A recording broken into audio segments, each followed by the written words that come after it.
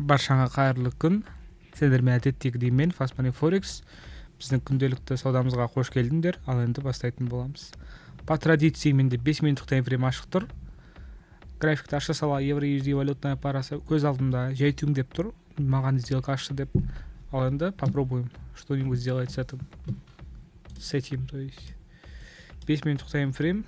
Өздөрүң көрүп тургандай бизде жогору карай некая козголуш болгон. Диапазон болгон. Биз осы диапазондун 50%-ын эч кандай да сбалансировать эткен жокпуз. Значит, биз асып кеттик просто. Бизде азыр жогору козголуш жалгашып жатыр деген сөз. Нарактагы төмен карай кеткен свечерден баштап то же самое. Бизде примерно OTE зонага, төменги зонага карай келди. Именно азыр бизде мынау зона, нарактагы ликвидность чечкен мынау экстремум, бул биздин RP, яғни жок rejection блок. Давайте очередь бир сделка ачып жибере салайын. Чтоб не втыкалы. Азыр 1 минутка кирип мен силерге көрсөтөм эмнеге ачтым сделкамды. Өздөрүң көрүп тургандай депозитимдин 1%-ны 1 минутка жогору сделка ачылды. Ал энди сделканын ачылган себеби бизде в принципе банальная причина нарактагы биздин ордер блок, который баганы жогору карай жиберүү мүмкүн. Жиберүү негизи тийисти. Одан бөлөк бизде нарактагы имбаланс толтурулуп койгон. Одан бөлөк нарактагы биздин премия дисконт зона, который мен 5 минутта белгилеген. Ол зонанын 50% бизде уже азыр ошол жерде толтурулуп койгон. Из-за этого бизде ниже некуда возвращаться, понимаете, ребята?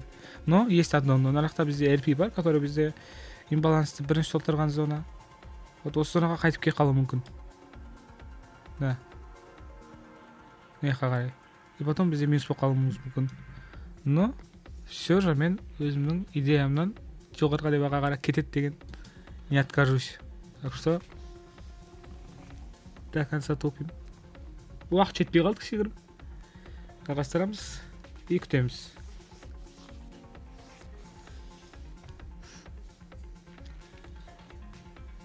И кстати, так бизде астыңкы жактарда байкайтын болсоңдар 5 минуттама азыр астыңкы жактарда мен потокту байкадым. Ликвидность чечилген. Яктагы ликвидность тагы чечилген. Яктагы ликвидность тагы чечилген. Яктагы ликвидность тагы чечилген. Өздөрүң көрүп тургандай поток приказов пен, яғни бага жогору карай кетип барат. Некая бир целдерге, нарактардагы максимумдардын целдерине. Из-за этого мен бир жагынан жогору карай трендпен бирге, жогору карай настроение менен бирге жүргүм келди. И сделкамды ачтым. И заодно азыркы биздин болгон экрандагы өздөрүң багана сделка ачууга мага көмөктөскөн факторлор бар. Олар да тоже мен жогору сделка ачуумда асер этти. То есть сделка ачуума бир септигин тийгизди. Өздөрүң көрүп тургандай, осылай биз азыр законный сделкамызды жасап, осунун аркасында бир таза плюс жасадык сделкамызды. Азыр пока бизде 1-0, 1 плюс 0 минус. Счет. Так. КВП сделаться валютная парасы. Кызык эчтеке көрүп турган жокмун, но все же 5 минуттук таймфреймге кирсек, бизде тоже эчтеке жок кызык. LBP USD валютная парасы. Бизде некая диапазон бар. Диапазондун 50%-на карай коррекция болуу керек, яғни балансировка болуу керек. Так что прогноз бизде однозначно төмендеп сделка ачуу. Наракта бизде жогору карай коррекция болгон. Наракта бизде имбаланс бар. Имбаланс биринчи толтурган жолу RP. Осы RP-де бизде ликвидностьны чечип, разворот болгон. И осы разворот бизде нарактагы имбаланска карай, точнее нарактагы биздин IFV-га карай алып келген. Осы IFV-га бизде тотальный разворот жасаган. И бул разворот бизде нарактагы кичигирим хорошо. Нарактагы биздин ордер блокка келүүнү алып келген. Яғни соңғы бизде жогоруга кеткен свеча перед поглощением ордер блокка карай алып келген. Осы ордер блоктан бизде кадыр төмен карай козголуш кетип бара жатыр. Нарактардагы ликвидностьтарды чечип, биздин миссиямыз баганы балансировать этүү. Баганагы 5 минуттагы белгилегендегидей. Ал энди биз азыр нарактагы имбалансты ичинен ба сделка ачып көрөтүн болобуз. Наракта байкап тургандарында бизде не только имбаланс, BPR бар экен, неки. Өздөрүң көрүп тургандай имбаланстын ичиндеги имбаланс. Ошол жерге келген кезде сделка ачып көрсөк болот.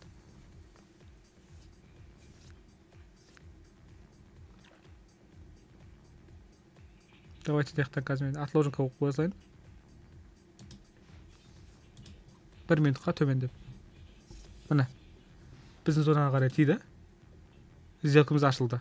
IFV-ға қарай тиді, өздерің көріп тұрғандай. Енді осы қазір VPR-дың жалпы реакциясын көреміз. Бағаны қалай төмен қарай жібере алады.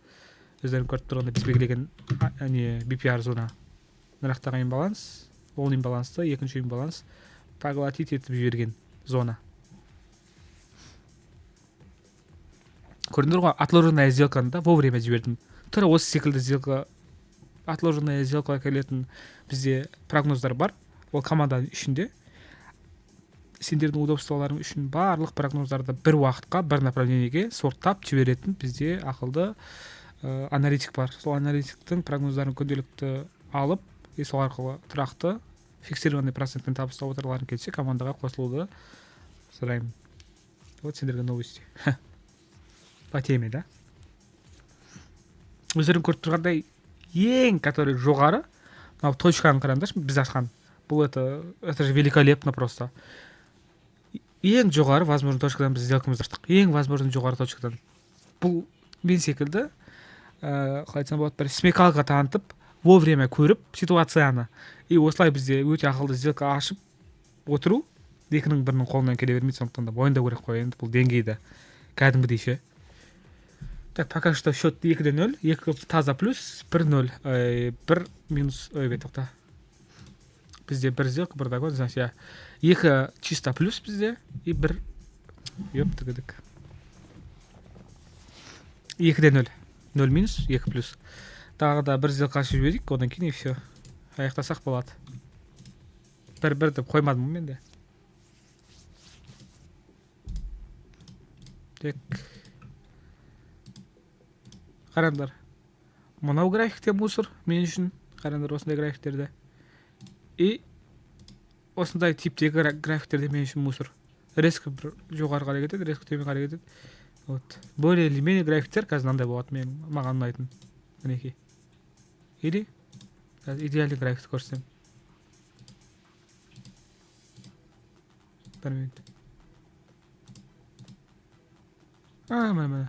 Сейчас CPI, японская иена, швейцарский франк. Осы сияқты мысалға четкий графиктер. Андай свечаның строениесіне қарайтын болсамдар, міне, әдемі, да? Нарықтарда еді, конечно, да. Но қазір бізде шығып жатқан свечалар более или менее нормально. Так, қазір езек. Қараңдаршы, мынандай қозғалыстарды мүлдем көруге болмайды торговляға. Таяқшалар ұзын кезде. Но енді более или менее.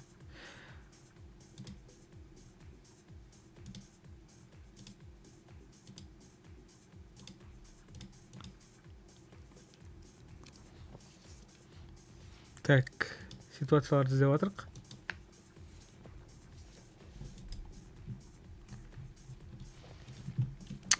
USD ТГД отосовалютная парасы.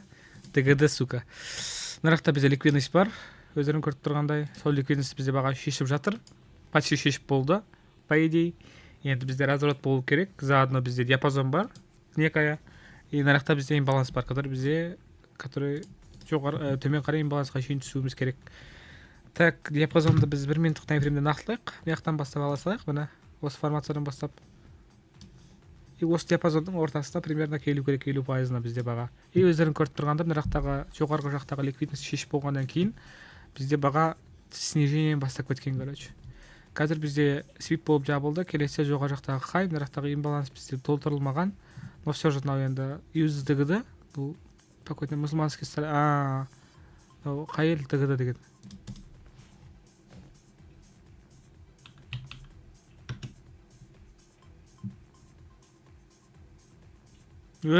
Валюта.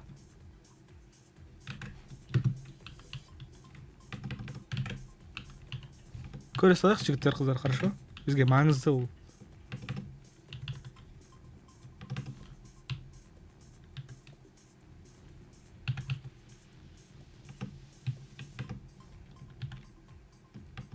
Юган, шешегінің ама.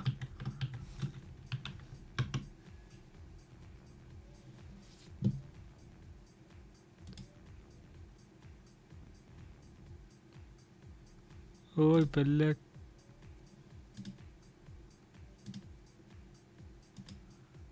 ТЗД екен ғой бадык. Айтпайсыңдар ба? Алжирский динар екен ғой. Бәсе. Сорлы. Так, не болып жатыр бұл жерде?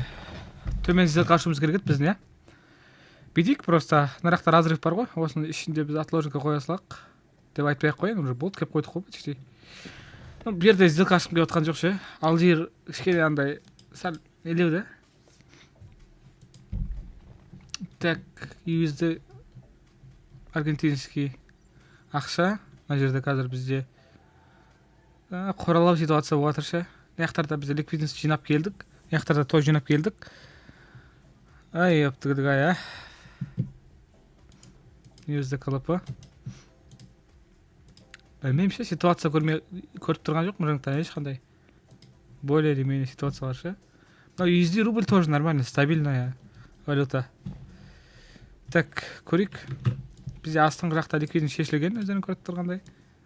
Жоғары жақта ликвидность шешілген. Так, жоғары жақта шешілгеннен кейін бізде келесі астыңғы жақта ақсып.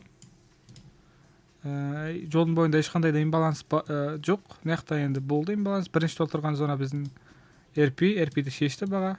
Агрессивно төмен қарай кетті. Мына ешқандай имбаланс жоқ. Бізде контекст шартовый, по идее, 1 минутқа кіре салайық. И так 1 минутта екенбіз ғой біз. Ой, алла. Хорошо, 1 минут жалғастыра берейік онда. Сип болып жабылдық. Келесі жоғары жақтағы қай. Осыны ескеру керек бізде. Жоғары жақтағы қай. Но байқайтын болсаңдар, мына 1 минуттық таймфреймде прекрасно видно, что понятно, что мына жерде бізде крупный игрок бар. Мінекей, ликвидность шешілген.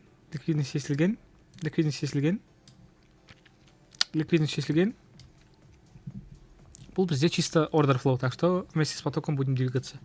Бір сделка ашып жібере салайық депозитіміздің 1%-на. Өздерің көріп тұрғандай order flow кезде, яғни поток приказов кезде, крупный игрок рынокта бар екенін сезіп тұрған кезде сделканы вместе с потоком аша беруге қорықпаңдар. Вот ол уже более или менее сенімді болады. Мен сендерге уже бір емес бірнеше видеодан уже нақты көрсетіп жатырмын order flowмен қалай жұмыс жасау керектігін ше. Вот өздерің көріп тұрғандай уверенно, короче, бізде баға өзінің төмен құлауын жалғастырады. Поток приказа бар кезде, конечно. Но сделкамыз минус болып кетуі мүмкін, конечно, потому что бізде 5 минуттық таймфреймде бағана жоғары жақта цель бар еді ғой. Бізде 40 секундтай бар 5 минуттық свечаның жабылуына. Бізде мына жақта свип болып жабылды, келестеріміз жоғары жақтағы хай. Заодно бізде мына жақтағы ликвидность бізде бағаның жоғары қарай кетуіне әсер етуі мүмкін. Осы нәрсені де ескеру керек та. Просто егер де қазір минус болып қалса, мен кінәламаңдар деген сөз ғой, короче. Бұл жерде ше. Фактор тоже жоғары қарай жіберетін имеется. Вот имеет это в виду.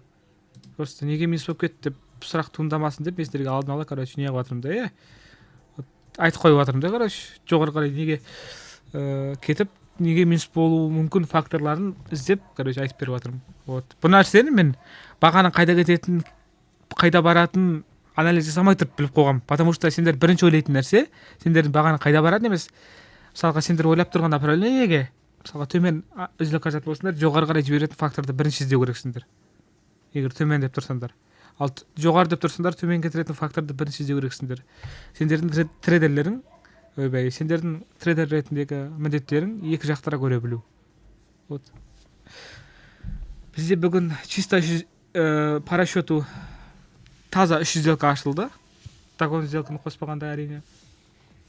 Ал атак полный айтып шығатын болсақ, бізде 1, 2, 3, 4 сделка ашылды, 1 минус. И чисто 3 плюс деп айтасақ та болады. Қазір бір-екі обновление жасап, мен сендерге бүгінгі тапқан табыстың статистикасын көрсететін боламын. Бүгінгі сауда өте тамаша болды, то же самое. Күнделікті әдеттегідей болды сауда. Өздерің көріп тұрғандай тағы да жаңа нәрсе үйреніп, жаңа бір опыт алдыңдар деп ойлаймын. Егер де біздің YouTube каналды, YouTube видеоға жаңадан келген болсаң, міндетті түрде біздің YouTube каналдағы сендер үшін түсірген арнайы плейлистті көруді ұмытпа. Осы каналдың бірінші каналға тіркеліп, видеоға лайк басып, дальше бізде каналдың ішінде плейлисті деген жерде FMFX обучениелар деген жер бар. Сол жерде сен білуің керекті базовый осы біздің қазір мен қолданып жатқан саудамда смартман элементтері бар. Яғни имбаланс деген бар, ордер блок деген бар, ликвидность деген бар. Солармен менің өз аузымнан түсіндірген видеомды көріп, кішігірім білім нәрімен сусындатсаң болады. Ал ол ақпарат аздық етеді негізі, бірақ егер де аздық етіп жатқан болса, ары қарай өсіп өніп дамығың келсе, онда прямая дорога к моей команде, жол ашық. Мен сені әрқашанда күтемін. Именно дәл қазіргі уақытта бізде тегін шексіз доступқа набор әлі де жүріп жатыр. Сондықтан да мүмкіндікті пайдаланып үлгеру керек. Давайте бүгінгі тапқан табысымды көрсетіп жіберейін.